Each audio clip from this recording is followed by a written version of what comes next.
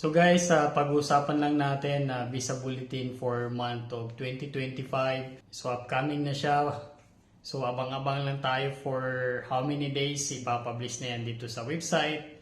So ano kaya magiging final action date itong dala ng March 2025 visa bulletin for family sponsored preference, unemployment-based preference. So yun nga, lalong-lalo dito sa application natin sa AB3 third preference category. So for fiscal year 2025 from October 2024 to February 2025. So 5 months na yung lumipas dito sa fiscal year 2025. 15 days pa lang yung move forward niya.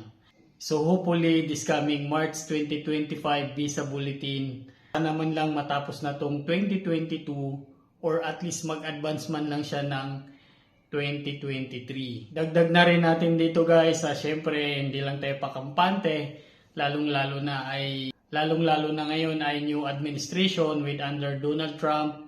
So yun nga, may mga previous vlog na tayo dito, may mga pinag-usapan na tayo with regards to his program. So yun nga, merong positive tsaka negative impact nitong dala ni Donald Trump.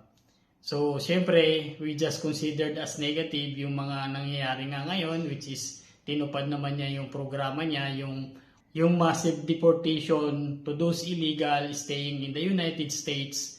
At saka meron nga siyang ina-amends, nire-revise, or sinuspend na mga immigrant laws para at least hindi na yung para hindi na mag-increase yung migrants currently ngayon dyan nasa US. So dito nga sa mga legal laws na mga nire-revise niya or pinirmahan niyang executive order, so yung unang batas nga is end birthright citizenship for children born in the United States. At yung pangalawa nga dito is yung asylum for refugees.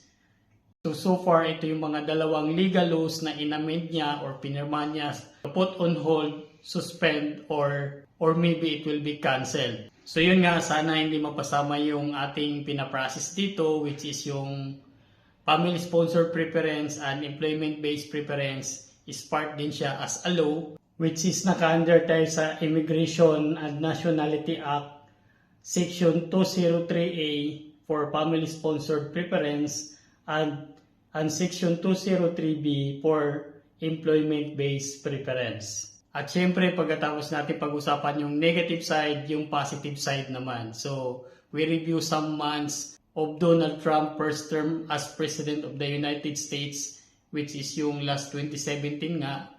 So, meron tayong ni-review dito na mga ilang months, which is positive naman yung result ng mga final action date, especially dito sa AB3, third category for Philippines.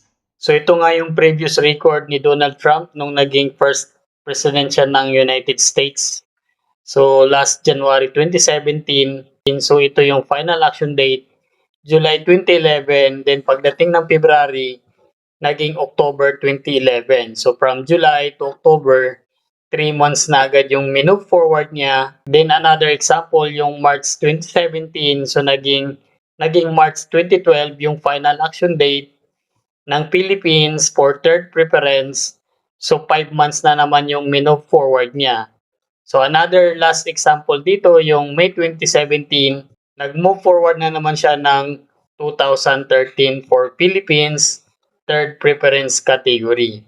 Pero syempre, antabayanan na lang natin yung official final action date since ito naman yung previous history ni Donald Trump. So yun nga, sa tingin ko hindi naman against si Donald Trump sa mga immigrant, basta pag ikaw ay nag-apply as legal migrant to United States. So hintayin na lang natin yung official result ng visa bulletin pag pinablish na sa website, and hopefully nga mag-move forward na ito or matapos na itong year 2022, and hopefully sana mag-advance move forward pa siya ng ilang months for 2023. So maraming salamat sa inyong panonood dito sa aking channel. Huwag kalimutang mag-subscribe. Hit the button below para updated ka for the next video. See you next time. Bye-bye!